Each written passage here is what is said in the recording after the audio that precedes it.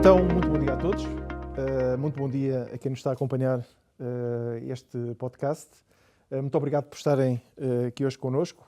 Este é um tema dedicado à imigração em Portugal.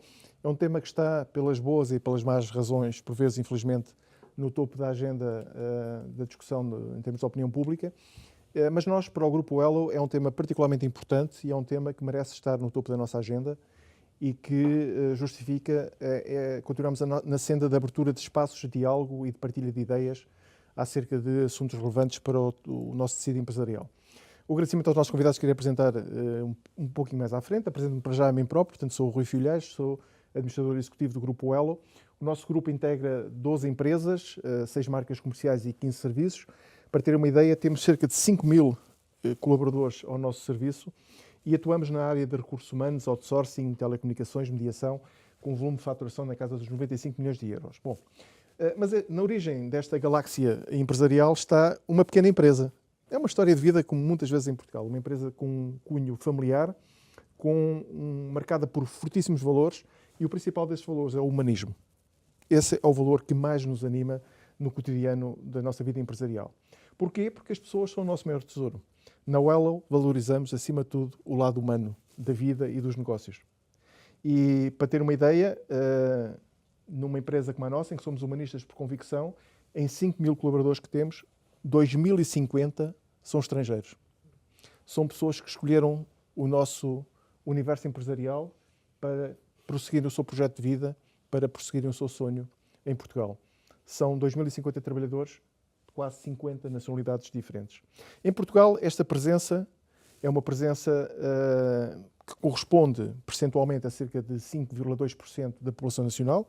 A presença de pessoas estrangeiras em Portugal são, para ter uma ideia, 630.000 trabalhadores que em 2021 contribuíram com 1.500 milhões de euros para a segurança social, e são eles, muitas vezes, que vão e que têm resolvido o problema de penúrias de mão de obra em setores como a agricultura, a hotelaria e a restauração. E num tema que divide opiniões, como sabemos, é importante assumirmos valores, saber onde é que estamos e para onde é que nós queremos ir. E no Grupo Elo acreditamos claramente num mercado de trabalho aberto a todos. Um mercado de trabalho para pessoas independentemente da sua etnia, da sua origem territorial, da sua história de vida, da sua orientação sexual, política, religiosa ou outra, e da sua nacionalidade. O nosso selo, temos um selo, por acaso não tenho aqui ao peito, mas é um selo que nós estampamos em todos os processos de recrutamento, que diz "We say hello to everyone". Isto está bem a medida e o peso do nosso compromisso com a sociedade e com todos aqueles que procuram em Portugal encontrar o seu projeto de vida. Muito obrigado por partilharem connosco esta convicção e por estarem aqui hoje para partilhar experiências e visões sobre a melhor forma de lidar com este tema. E para falar aqui connosco temos a sorte e o prazer de ter nesta sala, aqui do meu lado esquerdo, Sónia Pereira, Alta Comissária para as Migrações, que nos trará uma visão de um instituto que tem por missão apoiar justamente as políticas públicas em matéria de migração e que são relevantes para a atração e para a integração de comunidades migrantes em Portugal.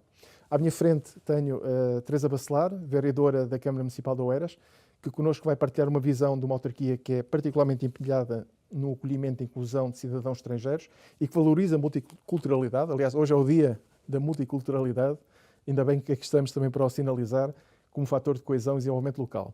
E, finalmente, Luís Castanheira Lopes, muito obrigado também por ter vindo, administrador do Grupo Pestana e CEO das Pousadas de Portugal. E também nos traz a visão de um grupo empresarial particularmente empenhado e com reconhecidas práticas de integração em matéria de emprego e de inclusão de trabalhadores migrantes. Vamos então às questões, que serão seguramente muitas, mas vamos ter aqui o cuidado e a atenção de, no espaço de cerca de 50 minutos, percorremos alguns dos aspectos, algumas das dimensões que compõem este tema multifacetado, este mosaico na prática de temas que integra a questão da migração. Disse há pouco que é um tema que não é pacífico, sabemos isso, e não é aqui que vamos discutir, obviamente, questões de natureza ideológica, mas, no entanto, cresce, diria eu, a convicção na sociedade portuguesa que os imigrantes são uma parte fundamental do futuro da nossa sociedade.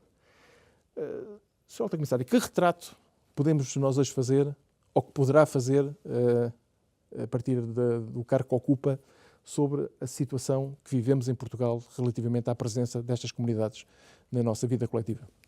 Muito obrigada e bom dia. É com muito gosto que estou também aqui hoje a participar nesta conversa com a perspectiva do Alto Comissariado para as Migrações, como já aqui foi dito, o Instituto Público que tem esta missão de acompanhar a realidade da imigração no nosso país na perspectiva da política pública e de promoção da integração de todas as comunidades migrantes, portanto, no fundo, criar condições para que este processo seja uma mais-valia para o país, para as empresas, para a nossa sociedade nas suas várias vertentes.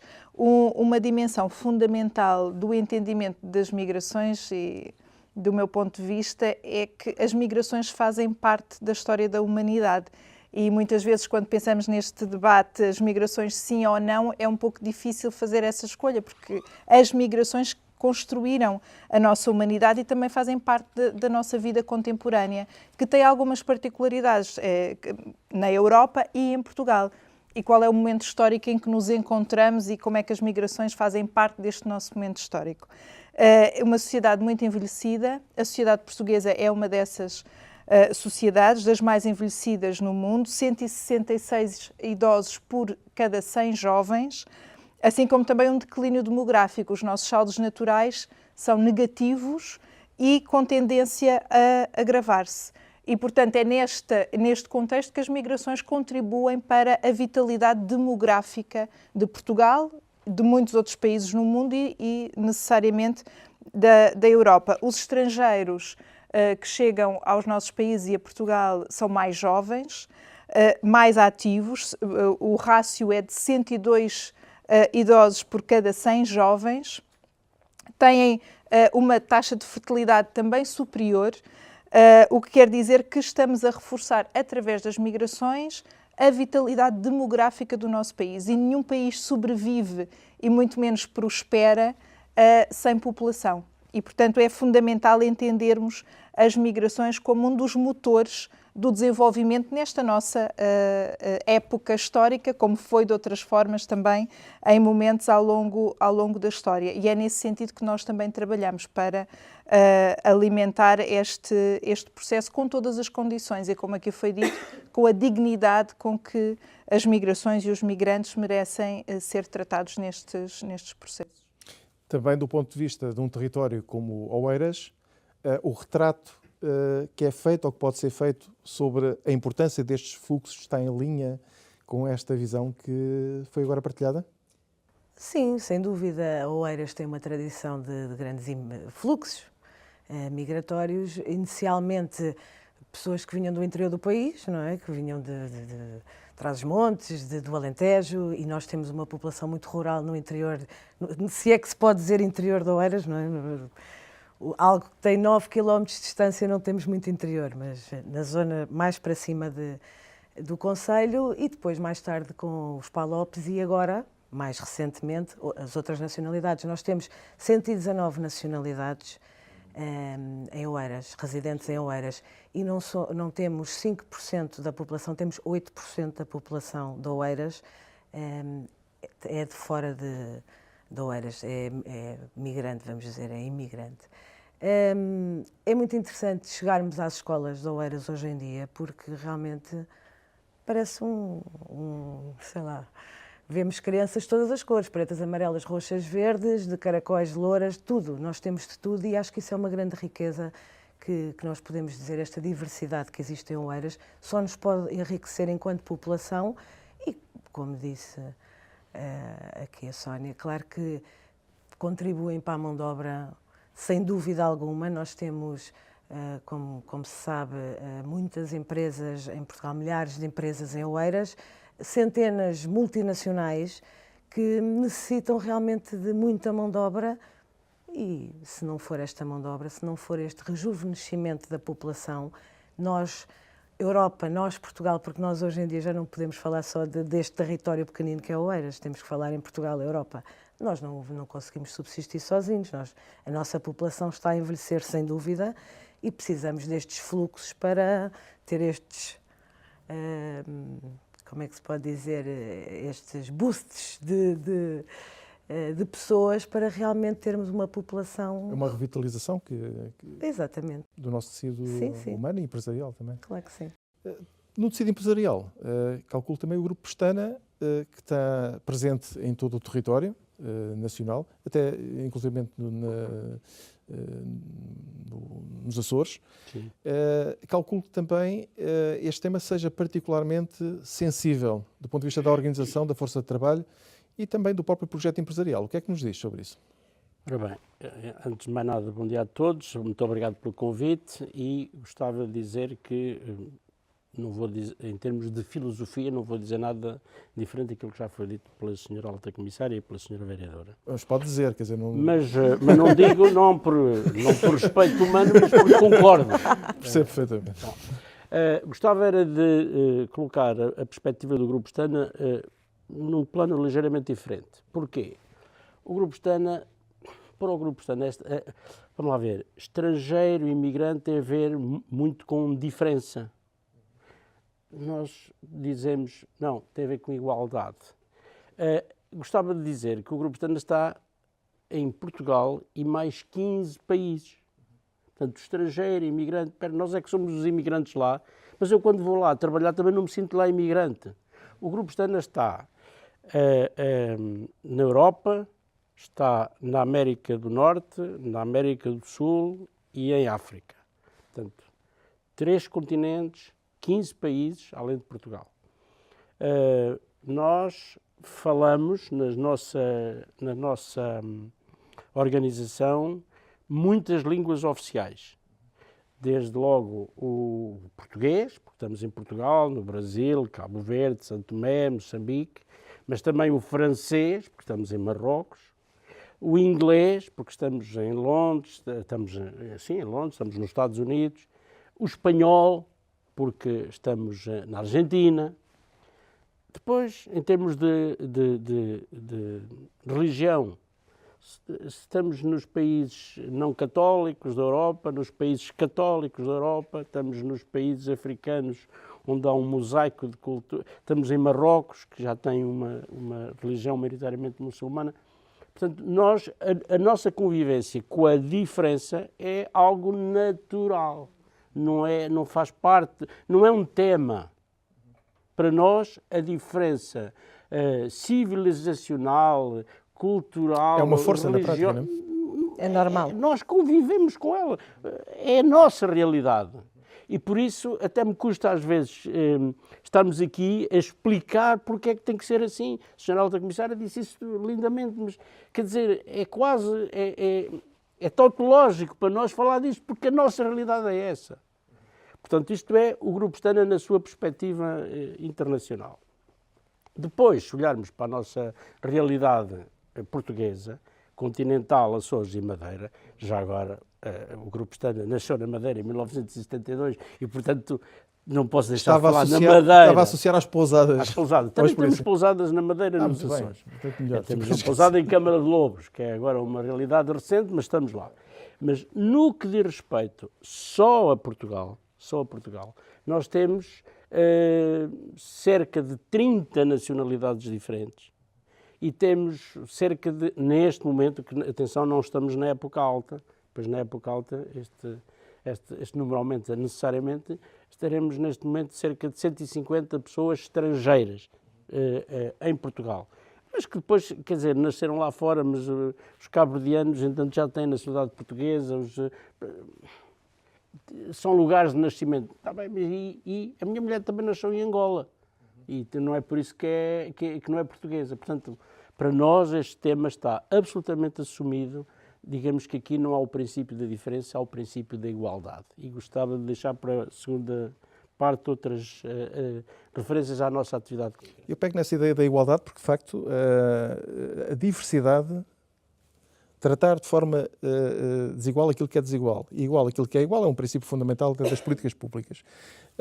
Mas diria que no caso do Alto Comissariado, há algumas dessas políticas que são mais críticas em determinados momentos da nossa vida coletiva. E há pouco falávamos sobre a questão do Covid e como foi difícil até a articulação com algumas comunidades imigrantes desse tema. Neste momento, olhando para as políticas públicas que temos pela frente e os desafios que temos pela frente, quais são as políticas que neste momento são as mais críticas, as mais prioritárias, aquelas que podem impactar de uma forma mais intensa naquilo que é o nosso grande objetivo também de inclusão social, mas também ao mesmo tempo de garantir que o nosso tecido empresarial tem um mercado de trabalho saudável? Aquilo que é a visão do Alto Comissariado para as Migrações e também a sua prática está muito relacionada com garantir que os migrantes têm acesso a tudo o que pode colmatar a desvantagem que tenham por serem imigrantes. Por exemplo, as questões da informação para acesso à regularização é uma dimensão fundamental que afeta os cidadãos estrangeiros em Portugal e que não afeta os nacionais. Portanto, temos que criar os mecanismos para dar esta resposta que é específica das pessoas migrantes. E apoiá-los nestes processos de regularização é uma dimensão fundamental e é também uma área que é muito sensível para as empresas e, por exemplo, é uma área onde nós temos estado a investir cada vez mais em organizar sessões de formação para as empresas sobre leis de estrangeiros, de que forma é que é seguro contratar uma pessoa imigrante para uma qualquer área de atividade e notamos que existe muita necessidade também junto das empresas em compreender melhor estes mecanismos que são absolutamente fundamentais para a contratação de mão de obra estrangeira e que não se coloca no caso dos trabalhadores nacionais. Também as questões relacionadas com o acesso à aprendizagem. A língua portuguesa coloca-se ainda para muitos migrantes, não tanto para os migrantes de muitos países PALOP, de forma mais abrangente até CPLP, mas cada vez mais os imigrantes em Portugal são de diferentes origens. E, portanto, este investimento naquilo que agora se designa o português língua de acolhimento tem sido também uma das áreas de intervenção da política pública fundamental. E também aqui, mais uma vez, as empresas têm tido um papel muito importante. Há empresas que já estão a organizar, em parceria, por exemplo, com o IFP, aulas de português para estrangeiros, de português língua de acolhimento nas suas instalações. E estas iniciativas devem ser complementadas também com outros grupos informais, com a possibilidade de haver contacto entre cidadãos nacionais e cidadãos estrangeiros que, por exemplo, estão a trabalhar numa empresa para fomentar a aquisição linguística, e todas essas iniciativas são muito relevantes para os trabalhadores estrangeiros e permitem colmatar esta desvantagem que os trabalhadores estrangeiros podem ter, assim como também a área do reconhecimento, valorização das competências, criar mecanismos também para se poderem reconhecer e valorizar as experiências que muitos destes trabalhadores estrangeiros já trazem dos seus países de origem. E aqui deixar um alerta também que estas experiências podem não ser necessariamente certificadas, mas as empresas têm muitas vezes mecanismos próprios para avaliar a existência dessas competências, ao contrário dos serviços públicos que muitas vezes não têm, mas para uma empresa é muito fácil verificar em contexto de trabalho se aquela pessoa já tem uma experiência ou não. Diz que foi eletricista, não tem nenhum documento que prove que foi eletricista. Mas num contexto empresarial é muito fácil perceber se aquela pessoa tem competências de eletricista ou não e poder também valorizar essa experiência, assim como também outras experiências de vida que são muito importantes e que não passam necessariamente por uma profissão ou por uma ocupação, mas estão relacionadas com contextos de origem e esta perspectiva também da diferença cultural é fundamental para a inovação, para gerar novas ideias, para estes encontros que nós podemos proporcionar. Uma das iniciativas que nós reforçámos recentemente em parceria com o IFP foi a dos gabinetes de inserção profissional dirigido a imigrantes, são os chamados GIP Imigrante, complementam a rede nacional dos gabinetes de inserção profissional e permitem trabalhar de forma mais especializada também junto das empresas e dos imigrantes estas questões relacionadas mais diretamente com a inserção no mercado de trabalho, assim como também através dos Centros Nacionais de Apoio à Integração de Migrantes, do Alto Comissariado para as Migrações, o Gabinete de Apoio à Empregabilidade, tem trabalhado de forma muito mais próxima com as empresas, até recentemente, por exemplo, em parceria com o Fórum Turismo, na Bolsa de Empregabilidade, que tem sido também um mecanismo importante para promover o recrutamento direto de imigrantes.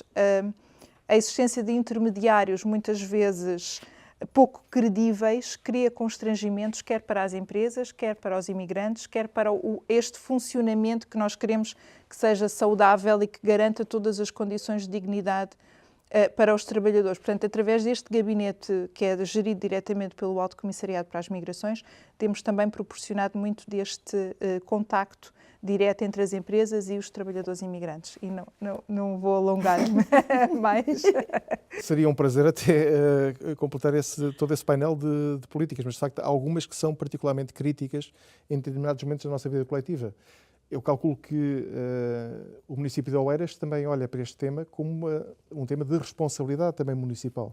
Há um conjunto de dimensões que compõem também este objetivo de inclusão social, que seguramente também têm suas prioridades. E gostaria de ouvir um bocadinho sobre como é que o município de Oeiras olha para este tema e que políticas é que neste momento estão a ser desenvolvidas. Bom, como estava aqui a dizer, tudo o que a doutora Sónia falou existe em Oeiras. O GIP para os imigrantes, toda esta dificuldade que existe em aceder à informação, nós temos na internet todo o manual em português e em inglês, como é que as pessoas se podem legalizar. Por outro lado, temos um guia de recursos, de respostas que os imigrantes podem beneficiar. Temos um guia de recursos do Serviço Nacional de Saúde. Pertencemos às redes e estas redes são muito interessantes. A rede portuguesa, por exemplo, de cidades interculturais, que vem da rede europeia do Conselho da Europa, e onde partilhamos práticas e acabamos por saber o que é que se está a fazer, a replicarmos, etc. Mas, acima de tudo, e o que eu acho que é mais importante, que era o que estava aqui a dizer o senhor Luís, que estava o Luís a dizer, o que é importante em Oeiras é que todas as políticas e todas as respostas e tudo o que fazemos é para todos. Não há nada onde esteja escrito que ninguém pode beneficiar de uma creche, de um lar, da habitação, etc., porque não é de Oeiras. Isso não existe. Todas as respostas são para todos. Por exemplo, e eu sei que quero falar na habitação. A habitação... Já lá vamos. Já lá vamos. Está bem. Então, pronto. Então, vamos políticas públicas por esse exemplo, muito sim. importantes que nós valorizamos e temos um olhar especial para os migrantes, para o multiculturalismo, tanto que achámos importante tornar este dia, o dia 21, como o Dia Municipal para as multiculturas todas que existem em Oeiras, mas sempre um olhar focado, mas sempre numa de integração e de inclusão nas nossas políticas, que são para todos. Muito bem. E o Grupo Pestana, como é que olha para as políticas públicas e como é que se posiciona com as suas próprias políticas para dar resposta às necessidades que tem quando trabalha com tantas nacionalidades, com tantas pessoas, tantas nacionalidades diferentes? Muito bem. Gostava de sublinhar um ponto que a Sra. Alta Comissária há bocado referiu, que é fundamental para nós. Aliás, penso que também para toda a comunidade empresarial, para a Talanter, que, aliás, nosso parceiro na atividade hoteleira, que tem a ver com a legalização das pessoas. Porque nós queremos ter a nossa atividade desenvolvida com normalidade, mas vamos lá pôr isto um bocadinho agora pela negativa. Não queremos ser elementos de auxílio à imigração ilegal. Há regras com que os Estados se dotam e é importante observá-las. E, nesse aspecto, o trabalho do Alto Comissariado e de outros serviços, como, por exemplo, o Serviço de Visitas para os Refugiados, é importante, mas aqui temos a Sra. Alta Comissária, que realmente fizeram um bom trabalho, e aqui quero sublinhar a alteração da lei dos vistos, que ocorreu recentemente e que é um elemento importante para as empresas. Porquê? Porque nós queremos contratar pessoas, estrangeiros ou não, mas no caso dos estrangeiros, mas não queremos incorrer em nenhuma situação. E considera que essa informação é uma informação clara? Há alguma desinformação nesta matéria? É fácil... E nós vemos nos jornais quem se queixa de que vai bater à porta de empregadores que dizem, então, mas lá o que é que tens? Tenho aqui um visto de procura de trabalho. Tens de trazer uma autorização de residência. Vocês também têm esse problema? Nós, admito que também tenhamos esse problema, temos se calhar menos problemas, também o facto de sermos uma empresa grande e termos estrutura leituras e termos colegas meus formados e informados sobre essas matérias, se calhar facilita mais do que empresas pequenas que não têm uma estrutura tão profissionalizada na admissão. Aquilo que eu quero dizer é, a nossa experiência é a de que houve uma melhoria, a mudança da lei em matéria de vistos veio aproximar-se mais da necessidade das empresas. Depois estamos todos, a começar por nós, a já aplicar devidamente a lei, isso é um outro tema. Mas também é uma coisa recente e também o caminho faz-se andando e estamos a fazê-lo. Eu acho que este ponto é muito importante. E digo isto porque, da experiência, já agora, que há uns anos tivemos, já lá vão um par de anos grande, mas nós, exatamente porque temos estabelecimentos no estrangeiro, outras empresas no estrangeiro, houve uma altura em que trouxemos trabalhadores nossos de um país, por um lado, para os formar melhor cá, e por outro lado, para ajudar a resolver os problemas de escassez que tínhamos na altura, e tivemos problemas com o Ministério Público porque os vistos não estavam lá de acordo com as regras. Está a ver? Portanto, confrontámos-nos com esse problema. Mas foram lá formar a outros não, fomos lá buscar trabalhadores nossos para os formar, cá. No caso, cá. Certo. Pronto. E essa parte estando coberta é bom para as empresas. Aquela que é a nossa experiência nós temos a vários níveis. Contratamos pessoas em Portugal e contratamos pessoas no estrangeiro. Já estamos a contratar pessoas diretamente no estrangeiro. Porquê? Precisamente porque temos empresas lá, temos estabelecimentos lá e a lei passou a permitir essa possibilidade. Por exemplo, de Cabo Verde para Portugal, por exemplo, de Marrocos para Portugal, e nós contratamos pessoas lá que trazemos para cá. Esta situação, há uns anos, deu problema. E, portanto, a alteração da lei dos vistos veio facilitar esta realidade. Portanto, também contratamos depois pessoas cá, que apareceram em Portugal com visto de turista, mas que depois aceitaram propostas de emprego, ou que já estavam em Portugal, legais ou ilegais, porque havia pessoas que tinham entrado e que, entretanto, bateram à nossa porta e nós, primeira coisa, CEF, que é para ter pelo menos o registro do CEF, e a partir do momento em que entrou em contacto com o CEF, se a pessoa não fez a entrevista, muito bem o CEF reconhece que a partir daí a pessoa, até à realização da entrevista, está legal. Situação que a lei agora acolheu diretamente, mas que já estava na prática do CEF.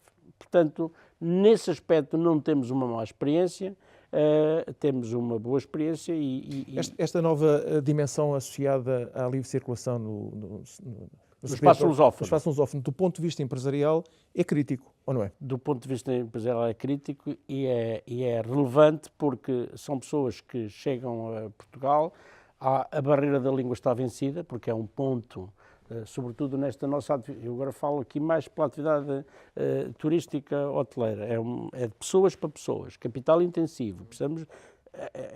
E quando o nosso recepcionista, quando o empregado de mesa entra em contacto com o cliente, se puder falar português, melhor.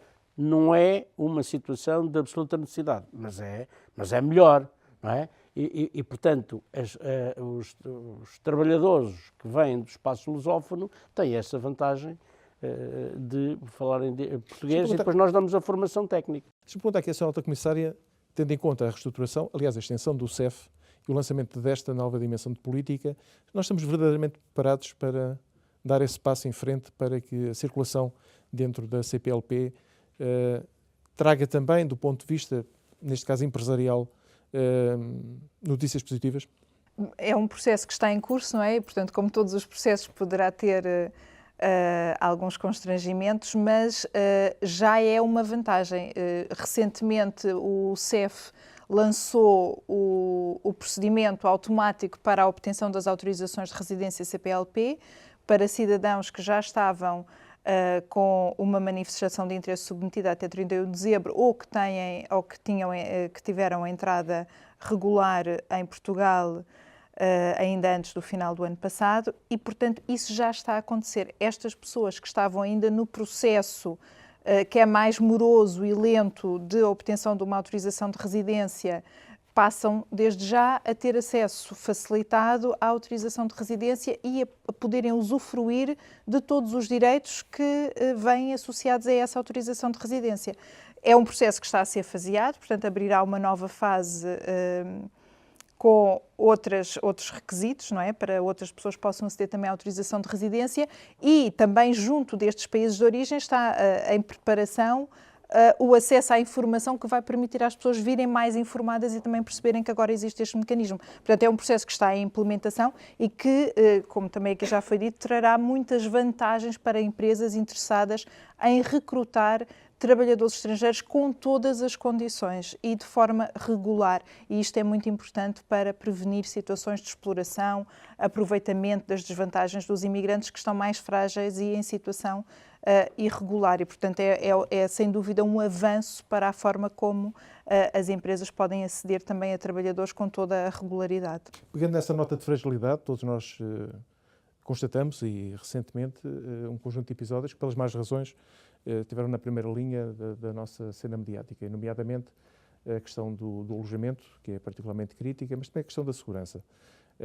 E não me esquecendo do tema da habitação, é evidente que quem chega precisa de muitas coisas, uma delas é ter um teto. Como é que em Oeiras se olha para este tema?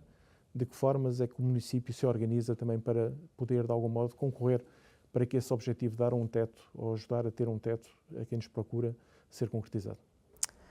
Bom, eu acho que as políticas públicas de habitação, de inclusão, começaram há mais de 30 anos em Oeiras, quando o Sr. Presidente teve o sonho de erradicar as barracas. Aí foi o primeiro movimento que houve a nível de integração dos imigrantes. Depois, mais tarde, perto do ano 2000, que já não havia barracas nenhumas, nunca acabou a necessidade de haver habitação. Embora tenha mudado completamente o perfil das pessoas que procuravam, já não era imigrantes, eram outras pessoas no geral. Hoje em dia estamos com uma crise da habitação no país inteiro, como todos sabemos. Oeiras já se posicionou, Oeiras já começou a construir com o PRR, com os fundos do PRR. Temos 80 milhões para construir, vamos construir 2.000 casas para renda acessível e para renda apoiada, em que lá está, todas as pessoas, como eu disse há bocado, se poderão candidatar independentemente do seu país de origem. A legalização é fundamental, tem que ser pessoas que estejam legalizadas no país, claro, para poderem aceder a todos estes benefícios ou todas estas respostas, mas Oeiras olha sempre com... Falando, por exemplo, numa população muito específica, como foi dos ucranianos. Claro que estivemos lado a lado com o ACM desde a primeira hora, e em Oeiras, no primeiro mês, entraram 650 ucranianos. Não demos apoio a 650 pessoas logo naquela altura, graças a Deus não houve essa necessidade, mas realmente tivemos que montar casas, não é abrigos, era casas, porque nós olhávamos para o que se estava a passar no país das camaratas e ficávamos todos horrorizados, não queríamos que as pessoas vivessem nessa indignidade, uma vez que vinham de um cenário que vinham já de tanta fragilidade e tanto sofrimento, que era o que mais faltava, virem para Oeiras estar numa camarata. Por isso arranjámos uma resposta em que todas as pessoas tinham o seu quarto, a sua casa de banho e fechavam a porta e estavam na sua vida. Ainda temos pessoas que estão nesse equipamento que foi montado e estamos agora acionamos a porta de entrada, que é um projeto do IRU com a ACM e com os municípios, para que as pessoas possam arrendar casas, os ucranianos em específico, para que possam fazer face à sua vida e as pessoas que já estão organizadas a trabalhar possam passar a outra fase, que é exatamente o terem a casa própria. Tivemos também a preocupação da língua, claro, a língua é a primeira barreira quando as pessoas chegam, e temos muitas aulas de português para estrangeiros, português como língua materna, e há várias pessoas que já usufruíram de essas aulas e já estamos em segundos e terceiros cursos para as pessoas realmente poderem ter uma integração e uma inclusão em condições. Dar bons exemplos é também um dos objetivos desta nossa conversa. E se me permitem também agora partilho um pouco a ideia, no caso do Grupo Elo, nós temos um projeto bem sucedido no Algarve, de alojamento de pessoas que vêm trabalhar connosco, que trabalham até na hotelaria e em São Bartolomeu de Messinos, e que têm um espaço com toda a dignidade, com qualidade de vida, inclusivamente, para poderem desenvolver a sua vida para além do trabalho. Mas, obviamente, também estamos aqui para ouvir o que é que um grupo como o Grupo Pestana e as Pousadas de Portugal... Eu aproveitava esta deixa da Sra. Vereadora para me referir àquela que foi a nossa prática, foi e ainda continua a ser a nossa prática no domínio do acolhimento da comunidade ucraniana. Isso é um caso à parte, porque é um caso que mistura duas componentes. A componente que temos falado até agora, de imigrantes trabalhadores e de imigrantes na nossa dimensão de responsabilidade social como país e nós como empresa.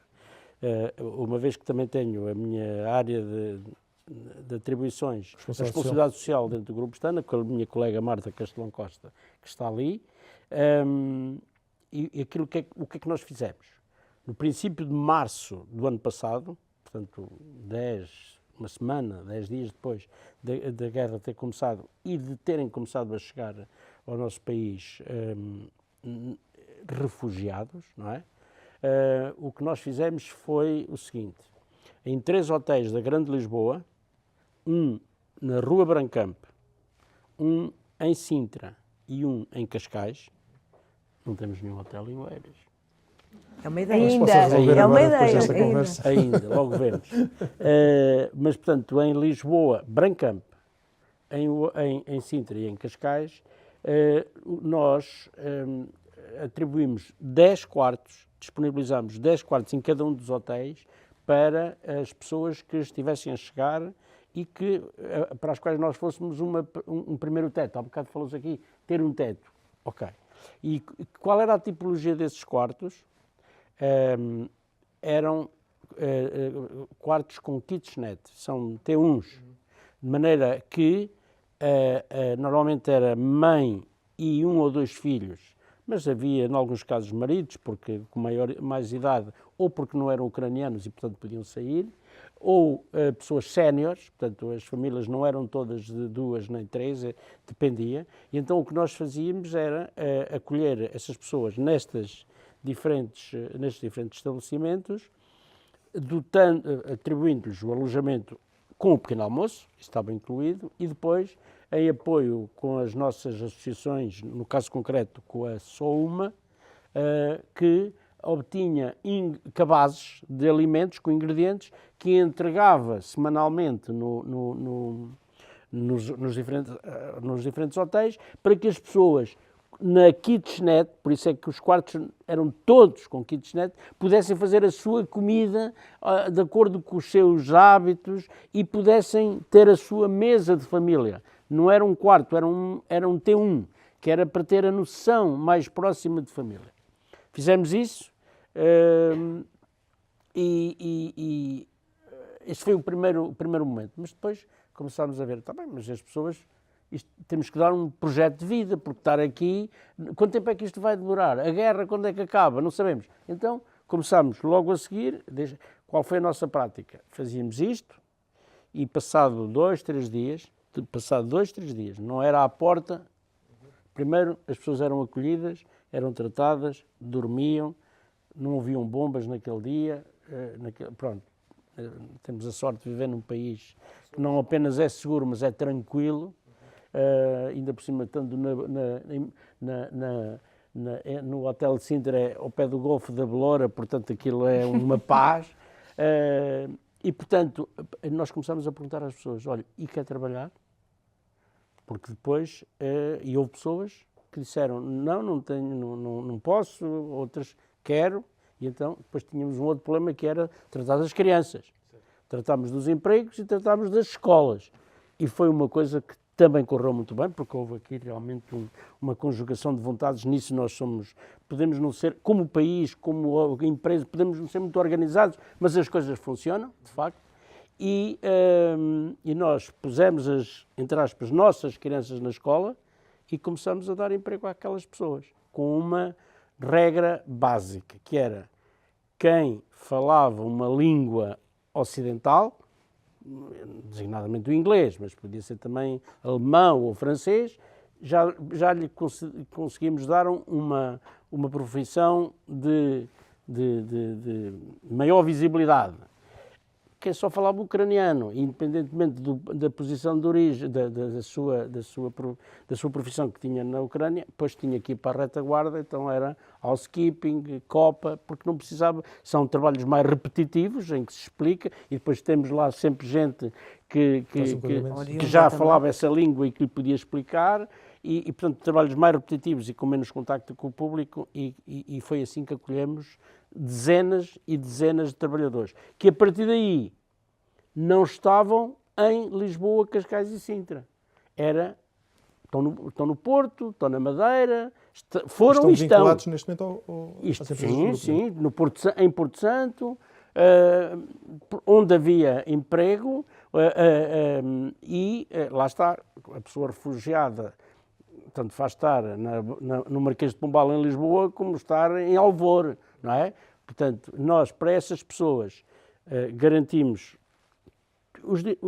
é aquela coisa, é o princípio da igualdade, não faz diferença, só com um tratamento mais favorável, o princípio da igualdade com um tratamento mais favorável, porque demos a todas elas alojamento, incluindo aquelas que tinham família, as respectivas famílias. Eu tenho aqui a indicação de que neste momento ainda temos, além dos nossos trabalhadores, temos 11 pessoas que moram com os nossos trabalhadores que não trabalham para nós, mas quer dizer, são filhos das pessoas que trabalham connosco, então e vão morar onde? Claro que moram nos nossos apartamentos, designadamente em Alvor e em Porto Santo. Já agora só, também para sublinhar um ponto que já aqui foi falado, realmente, depois da legalização, que esse é um tema que é exterior às empresas, a verificação das habilitações e da proficiência profissional nós conseguimos fazer. Por exemplo, temos para muitas situações tivemos os casos que eu disse, empregado de mesa, empregado de recepcionista, se falasse uma língua ocidental, ou copa. Mas, por exemplo, em Porto Santo, o número 3 do estabelecimento foi uma pessoa que veio nessas condições. E porque perdeu? Não, é porque já tinha essa experiência. Trouxe-nos o currículo a dizer tinha sido guest em Odessa, porque Odessa era um destino turístico. Falava as línguas que... Fala inglês, portanto, fala inglês. E acrescentou o ucraniano. E nós precisávamos e então tínhamos duas pessoas com essa categoria. Uma, digamos, ficava a cuidar da comunidade portuguesa, que falava português, e a nossa colega ficou entregue, digamos, à comunidade dos nossos clientes estrangeiros. Falam inglês, ela fala inglês, está resolvido. Continua lá. Hoje é o número 2 do Porto Santo. Portanto, quando a situação não é a diretora, está logo a seguir. Quando as habilitações e a proficiência profissional se adequa às funções que exerce, qual é a dúvida? Já qual é a em andamento o comboio. É por isso que eu dizia, é o princípio de igualdade, é o princípio da indiferença. O direito à indiferença. Já que fizemos o carrossel dos bons exemplos a funcionar, Sr. Comissário, com certeza também de experiências da sua vida profissional em que teve a oportunidade de perceber que uma empresa acertou na MUS. Pode-nos partilhar connosco um caso? Estes exemplos em que as empresas procuram ter a sua visão e o seu posicionamento não só como empregadoras de trabalhadores, mas também como agentes de responsabilidade social e poder aliar as duas vertentes. Ainda recentemente, uma entidade que trabalha através do desporto, mas com o objetivo da inclusão. Então começam a trabalhar competências com migrantes, refugiados, a partir da prática desportiva, mas com a perspectiva de, a partir daí, trabalhar as outras dimensões, nomeadamente a empregabilidade. E é esta conjugação de dimensões que é muito importante e que, na verdade, pode fazer a diferença quando estamos a tratar de públicos mais vulneráveis, neste caso estamos a falar de migrantes que chegam a um contexto desconhecido, que eles próprios desconhecem, mas que também do lado das empresas os desconhecem a eles, e pode-se trabalhar numa perspectiva mais integrada. E uma das questões fundamentais que esta entidade nos estava a colocar, não só a prática desportiva e o trabalho de competências através de outras atividades que complementam a vida do dia-a-dia, mas também as mentorias. E isto é válido para várias outras entidades, desde o ensino superior às empresas e até às próprias autarquias. A possibilidade de ter um acompanhamento personalizado e de proximidade. Garantir que aquelas pessoas ultrapassam as frustrações, os obstáculos que para elas são maiores do que para outras pessoas que já conhecem o nosso contexto nacional ou o contexto local. E é este acompanhamento de proximidade, muitas vezes à base de mentorias, que garantem que aquelas pessoas vão compreendendo o processo desde o início e a questão de entender quais são as necessidades iniciais. O que é que aquelas pessoas precisam no primeiro momento após a chegada a Portugal. Se calhar é muito difícil pensar que elas vão entrar num posto de trabalho e vão começar a trabalhar. Se calhar precisam de 2 ou 3 dias de entender primeiro o contexto, que a empresa também as possa conhecer a elas e perceber um pouco de qual é a sua história, o seu enquadramento, e a seguir começar a trabalhar nas competências e ter alguém que se responsabilize efetivamente por aquela pessoa, por acompanhá-la. Tem uma dúvida, não sabe como dirigir-se ao centro de saúde, se calhar acordou, não se sente bem, como é que faz? Precisa de ir ao hospital. Chega ao hospital, é um mundo, e se calhar um mundo completamente desconhecido para pessoas que vêm de contextos muito diferentes do nosso.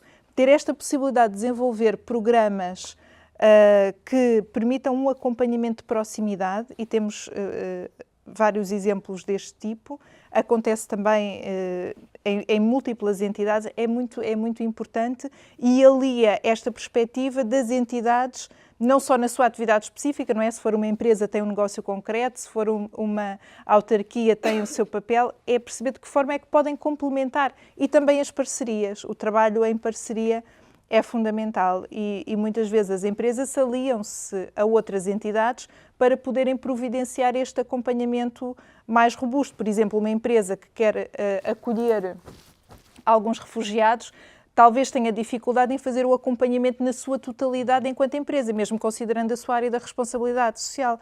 Mas se fizer uma parceria com uma entidade da sociedade civil, com uma associação ou com outra entidade com esse cariz mais social, pode criar um impacto maior, robustecer o seu acompanhamento. Portanto, eu destacaria estas 2 boas práticas, a possibilidade do acompanhamento de proximidade, as mentorias e também a possibilidade das parcerias, de perceber quem podem ser os parceiros para auxiliar neste processo de acompanhamento. Então vamos agora ao lado escuro da lua, porque evidentemente que as boas práticas são até agradável partilhá-las, mas por vezes cometemos erros e esses erros também nos trazem lições de vida e para as nossas responsabilidades profissionais. Da sua experiência neste tema, o que é que acha que não se deve fazer ou que quando se fez não correu lá muito bem? Nós tivemos vamos dizer, uma experiência complicada quando foi do acolhimento dos sírios, em 2016. Não sei o que é que poderia ter sido feito para ser evitado, isso eu não sei. Eu acho que não era ao município que cabia isto, eu vou explicar rapidamente. Dentro dos 20 e tal pessoas que nós acolhemos, 2 eram da Al-Qaeda. Identificadíssimos, tudo, mas nós não tivemos conhecimento. O que é que aconteceu?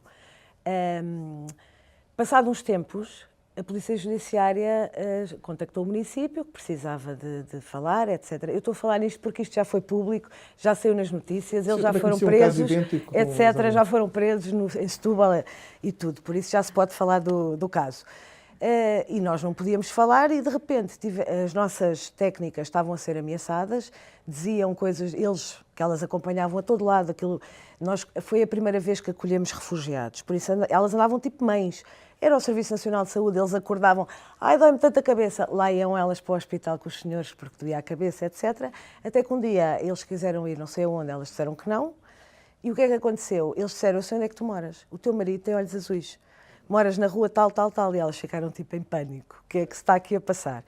coincidiu com a altura que a Polícia Judiciária começou a fazer questões e realmente nós acabámos por, nessa altura eles estavam a abrigo de um protocolo com a ACM que arrendavam casas e quando aquilo terminou, foi mais ou menos 18 meses, nós dissemos que não íamos dar continuidade e eles foram-se embora para Setúbal. Agora, mas a minha questão é, deveria o ACM identificar estas situações?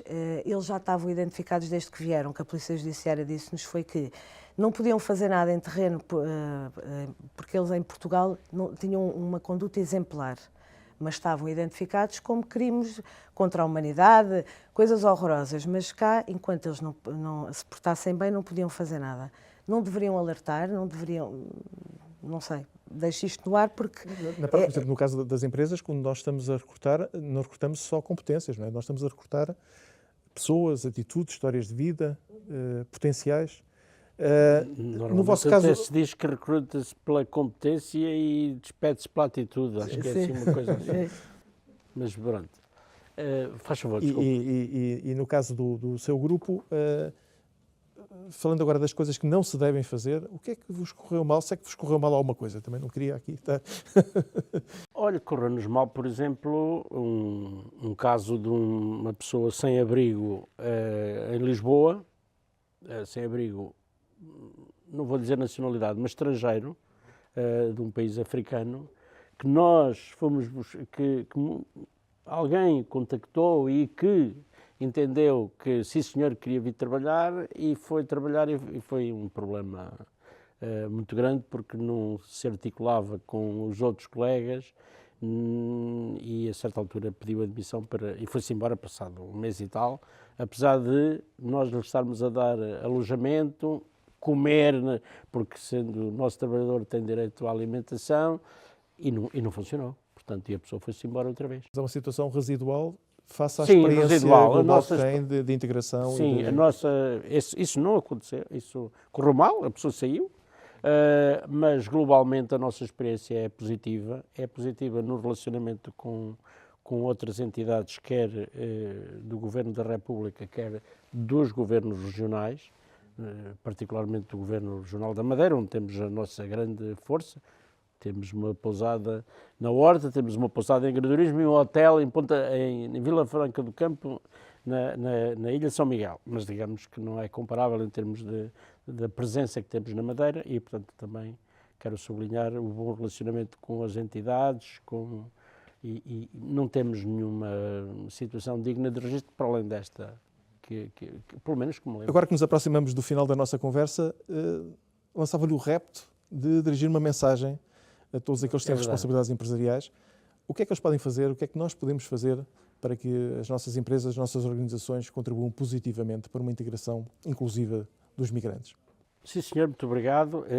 Sendo a minha última intervenção, gostava de sublinhar a importância do vosso Elo e a Talentor, como nosso parceiro, já há bocado referi, teve na organização desta conversa, aliás, muito agradável, e agradeço também à senhora Alta Comissária e à senhora Vereadora, e gostava de dizer 2 ou 3 palavras para terminar. Primeiro, a contratação de trabalhadores, qualquer que seja a nacionalidade, para uma empresa de capital intensivo como é a nossa, é uma absoluta necessidade.